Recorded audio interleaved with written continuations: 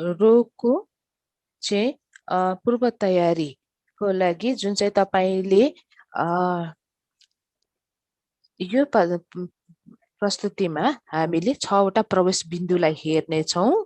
यसलाई चाहिँ जनस्वास्थ्य पब्लिक हेल्थ प्रिपेयरनेस भन्ने जुन युएन देशकाको हाते पुस्तिका छ त्यसभित्र राखिएको छ। सबैभन्दा महत्त्वपूर्ण कुरा तपाईले सबभन्दा पहिला गर्न सक्ने चाहिँ तपाईले सकेसम्म बलियो केस बनाउने। यो चाहिँ रोगको पूर्व तयारीको लागि पहिला चाहिँ केस बनाउन गाह्रो पनि हुन सक्छ हैन। मुख्य वरिष्ठ नेताहरूले चाहिँ यसलाई अलिकति गम्भीरताको साथ लियोस् भन्नको लागि, किनभने उनीहरूको लागि चाहिँ नि अब अन्य कुराहरू बढी महत्त्वपूर्ण भइरहेको हुन्छ जनस्वास्थ्यको विषय भन्दा। अब महामारी त भविष्यमा होला कि नहोला थाहा छैन नि त। अब कहाँबाट सुरु गर्ने त? सबैभन्दा पहिला तपाईले राष्ट्रिय जनस्वास्थ्य सम्बन्धी कानुन नीतिहरूले चाहिँ तपाईको एसेटको जुन सुरक्षा सम्बन्धी ढाँचा त्यसभित्र राख्नु भएको छ कि छैन, त्यसमा चाहिँ तपाईले कुनै भाइरस अथवा अन्य कुनै संक्रामक जीवाणुहरूलाई एउटा प्राथमिकताको रूपमा राख्नु भएको छ कि छैन। अब त्यसमा कानुन नीतिहरू छ भने पनि तपाईले चाहिँ अरूहरूलाई चाहिँ तपाईले विश्वस्त पार्नुपर्ने हुन सक्छ। अब मुख्य नेताहरू जसले चाहिँ नि सुधार ल्याउन सक्छन्, उनीहरू निर्वाचित होस् अथवा नियुक्ति भएका हुन्, उनीहरू चाहिँ तपाईको प्रयासमा एकदम महत्त्वपूर्ण भूमिका खेल्छन्। यदि रोग र जनस्वास्थ्य सम्बन्धित पूर्व तयारी चाहिँ नयाँ कुरा हो तपाईको एसेट म्यानेजमेन्ट प्रणालीमा भनेदेखि तपाईले भूमिका र जिम्मेवारीहरू प्रष्ट पार्नुपर्ने हुन्छ। यो चाहिँ नि आन्तरिक र बाह्य दुवै सरकारवालाको लागि।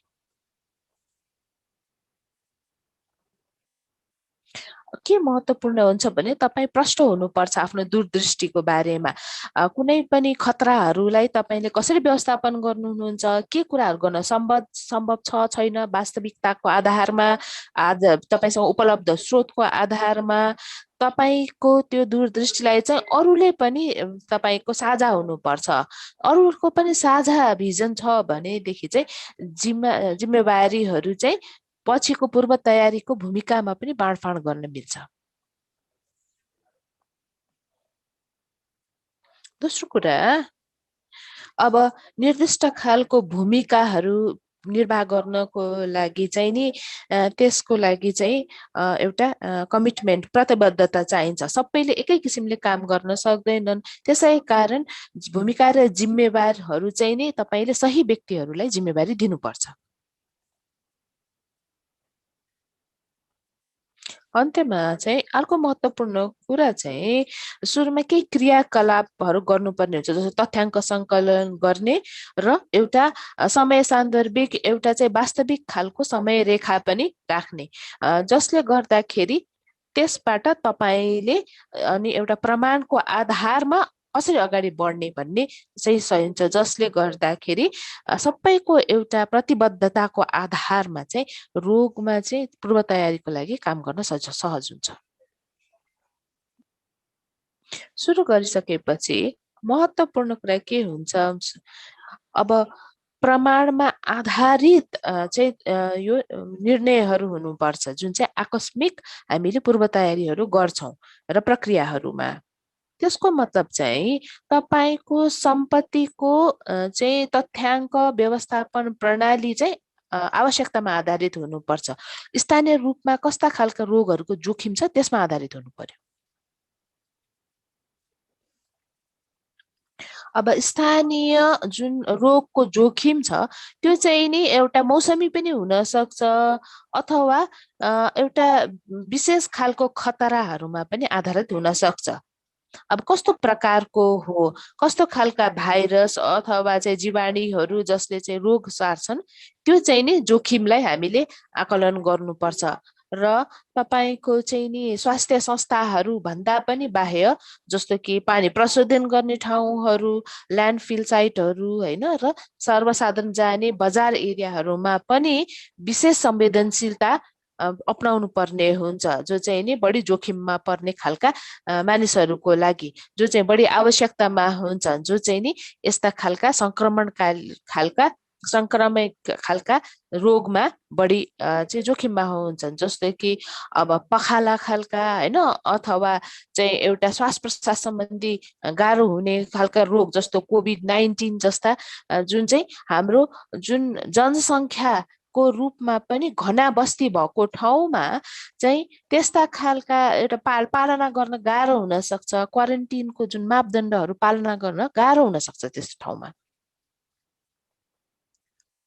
अब हामीले यो कुराहरू बनाउँदै जाँदाखेरि जुन चाहिँ नि आकस्मिक हामीले कसरी आकस्मिकमा कसरी सञ्चालन हुने भन्दाखेरि त्यसमा चाहिँ हामीसँग अद्यावधिक भएको सम्पत्तिको तथ्याङ्क पनि आवश्यक हुन्छ।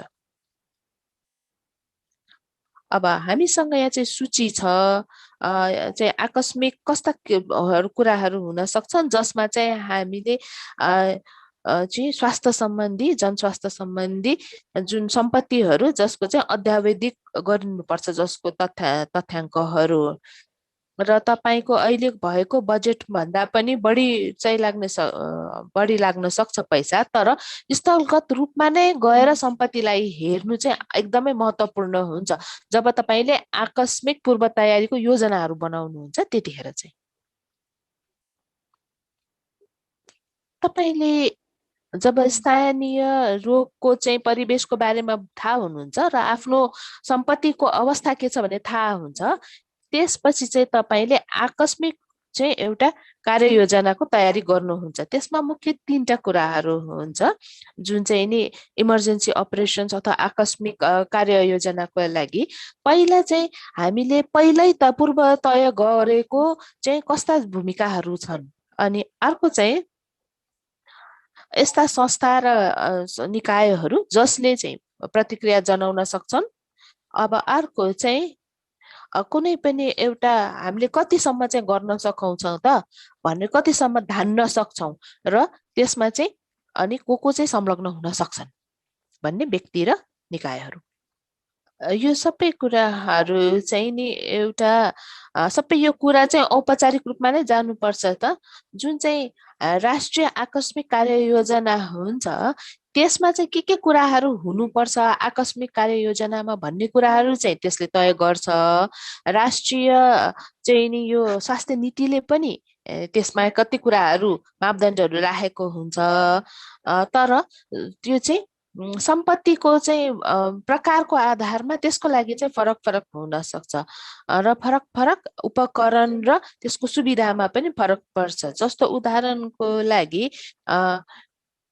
कुनै चाहिँ आकस्मिक खालको श्वास प्रश्वास सम्बन्धी चाहिँ रोग लाग्न सक्ने धेरै सम्भावना छ भनेदेखि यस्तो खालको हामीले सम्पत्तिहरू बनाउनु पर्यो जहाँ चाहिँ नि यो सोसियल डिस्टेन्सिङ र हात धुने चाहिँ जुन कुराहरू छ त्यो कुराहरू चाहिँ त्यहाँ उपलब्ध होस्। अब यसको लागि मुख्य कुरा चाहिँ कुनै पनि आकस्मिक कार्ययोजना बनाउँदाखेरि एकदमै ठोस रूपमा के लेख्नुपर्छ भनेदेखि कसरी र कसरी चाहिँ नि यो आकस्मिक सेवा अथवा सहयोगहरू चाहिँ नि हामीले सञ्चालन गर्छौँ।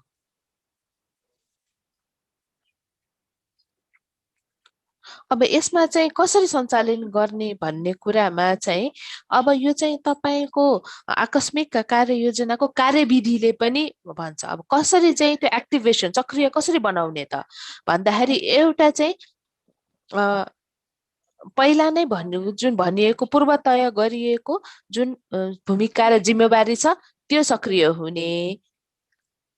अब यसमा चाहिँ नि राम्रो एउटा जजमेन्टको मात्रै होइन कि आकस्मिकमा अवस्थामा, तर सबभन्दा पहिला जुन प्रतिकार्य गर्दाखेरि त्यसै कुनै पनि एउटा महामारी चाहिँ नि सकेसम्म नफैलियोस् भन्ने कुरामा बढी जोड दिनु पर्यो। अब यसलाई चाहिँ नि फेरि सक्रिय गराउने जुन छ यसमा चाहिँ नि हाम्रो कार्ययोजना कस्तो बनाइएको छ भन्ने कुरामा वास्तविक तपाईँको आकस्मिक अवस्थामा चाहिँ बढी सकेसम्म यसलाई कुशल तरिकाले र बढी प्रतिकार्यात्मक हुनुपर्छ। उदाहरणको लागि जस्तो कि अस्पतालमा धेरै बिरामीहरू जान थाले अनि जहाँनिर चाहिँ लक्षणहरू पनि प्रष्ट देखिएका छ जुन चाहिँ नि सरुवा रोग हो भनेदेखि त्यहाँनिर चाहिँ नि हामीले एकदमै अटोमेटिकली नै अब त्यहाँ चाहिँ नि बढी अब पिपिईहरू चाहिँ चाहियो होइन, यस्तो खाले व्यक्तिगत सुरक्षाको उपकरणहरू चाहियो। अनि त्यस्तै गरेर समुदायहरूसँग चाहिँ नै छलफल गर्नुपर्ने होइन, जसले गर्दाखेरि समुदायमा चाहिँ कन्ट्याक्ट ट्रेसिङ गर्न सहज होस्। अब आकस्मिक कार्ययोजनाको चाहिँ नि कार्ययोजना र कार्यविधिमा चाहिँ जति यो चाहिँ नि धेरै हामीले प्रयोग गर्न थाल्छौँ, त्यहाँ चाहिँ नि एउटा योजना र कुनै पनि तनावको बेलामा गरिने क्रियाकलाप भने फरक फरक हुन्छ। र तपाईँको चाहिँ नि सम्पत्ति व्यवस्थापकहरू भनेको चाहिँ नि उनीहरू चाहिँ नि व्यवस्थापक हुन् र उनीहरू जनस्वास्थ्यको आकस्मिक अवस्थामा काम गर्नलाई उनीहरू एकदमै पूर्व तयारी रूपमा नहुन पनि सक्छन्। त्यसै कारण उनीहरूलाई बेला बेलामा तालिम र शिक्षा दिइराख्नु पर्छ। अब अब यो चाहिँ पेन र पेपरमा राख्यो भन्दैमा उनीहरूले के गर्नुपर्छ भनेर बुझ्छन् भन्ने छैन। त्यसै कारण उनीहरू प्रबन्धकको रूपमा होइन, अग्रपन्थीमा काम गर्ने व्यक्तिहरूको रूपमा चाहिँ उनीहरू एकदम गाह्रो अवस्थामा काम गर्नुपर्ने हुन्छ। त्यसै कारण तालिम र शिक्षा भनेको चाहिँ विभिन्न तरिकाले गर्न सकिन्छ, विभिन्न विकल्प हुन्छन्। अब त्यो चाहिँ नि एउटा बेला बेलामा गर्ने ड्रिलहरू हुन सक्छन्, अभ्यासहरू हुन सक्छन्, व्यवहारिक अभ्यास हुन सक्छन्, अथवा चाहिँ बाह्य र आन्तरिक सरोकारवालाहरूसँग पनि त्यो चाहिँ नि गर्न सकिन्छ। र यो ड्रिल र अभ्यासहरू चाहिँ सकेसम्म वास्तविक अवस्थासँग मिल्दोजुल्दो होस् र सहभागीहरूलाई पहिल्यैबाट चाहिँ नि यसमा जानकारी दिएको हुनुपर्छ। र अनि यो ड्रिल गरेको बेलामा अभ्यासको बेलामा चाहिँ कसले कसरी काम गर्यो भनेर अलिकति मूल्याङ्कन पनि गर्न सकिने खालको हुनुपर्छ। र यस्ता अभ्यासहरू भनेको सिकाइको राम्रो अवसरहरू हुन्। यसले मान्छेलाई पूर्व तयारी मात्रै सहयोग गर्दैन, तर प्रबन्धक र एसेट म्यानेजरहरूलाई चाहिँ उनीहरूले आकस्मिक कार्ययोजनामा चाहिँ कहाँ कमी कमजोरी छ भन्ने पनि थाहा पाउँछन्। र ड्रिल र अभ्यासहरूले चाहिँ कुनै पनि एउटा महामारी फैलियो भने के गर्ने भन्ने कुरा उनीहरूले अभ्यास गर्ने हुनाले उनीहरूले चाहिँ आफ्नो तालिममा सिकेको कुरालाई चाहिँ त्यहाँ अभ्यास गर्ने मौका प्रत्यक्ष रूपमा पाउँछन्। र त्यसको साथसाथै पहिला हामीले नसोचेका खालका जुन चाहिँ समस्याहरू आउन सक्छन् आकस्मिक अवस्थामा के होला नि त भन्ने पनि बुझ्न मद्दत पुग्छ।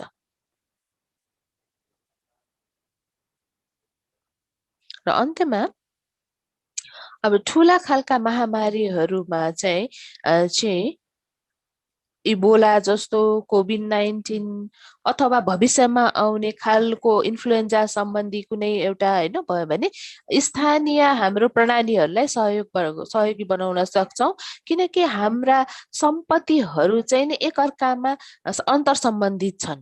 त्यसलाई चाहिँ हामीले कसरी सकेसम्म बढी उपयोगी बनाउने त भनेर अब यस्तो खालको हामीले यस्ता खालका सम्पत्तिहरूलाई एकै ठाउँमा चाहिँ व्यवस्थापन गर्न सकिने र उनीहरूलाई पूर्व पहिचान गर्ने होइन, पूर्व सूचना र पूर्व तयारीमा चाहिँ हामीले प्रयोग गर्न सक्छौँ। अब यो सम्पत्तिहरूको एउटा समग्रमा चाहिँ सबै ठाउँमा एउटै खालको हुन्छ भन्ने हुँदैन। अब जब जनस्वास्थ्यको आकस्मिक अवस्थामा चाहिँ कस्तो खालका हुनछ एसेटहरू त, अब रोगको पूर्व तयारीको बारेमा हामीले पहिलो चरणमा जुन स्टेप लिँदाखेरि दुई प्रकारका हुन्छन्। पहिलो चाहिँ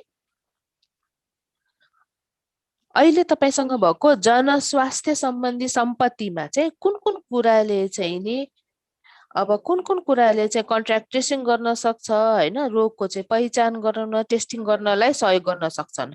अब कस्ता खालका जुन चाहिँ आकस्मिक रिस्पोन्सको लागि कुनै पनि महामारी फैलिने संक्रमण फैलिएको बेलामा कुन अन्य थप सम्पत्तिहरू आवश्यक होला नि त, जसले गर्दाखेरि मान्छेहरूको चाहिँ कुनै पनि अब व्यक्तिगत र सामुदायिक तहमा जोखिम घटाउने क्रियाकलाप व्यवहारको लागि के कुराहरू आवश्यक होला त भन्दाखेरि अब त्यस्तो सम्पत्तिहरू चाहिँ नि स्थानीय अब यसमा नपर्न पनि सक्छ, तर जनस्वास्थ्य सम्बन्धी सम्पत्तिको अन्तर्गत चाहिँ पर्न सक्छ।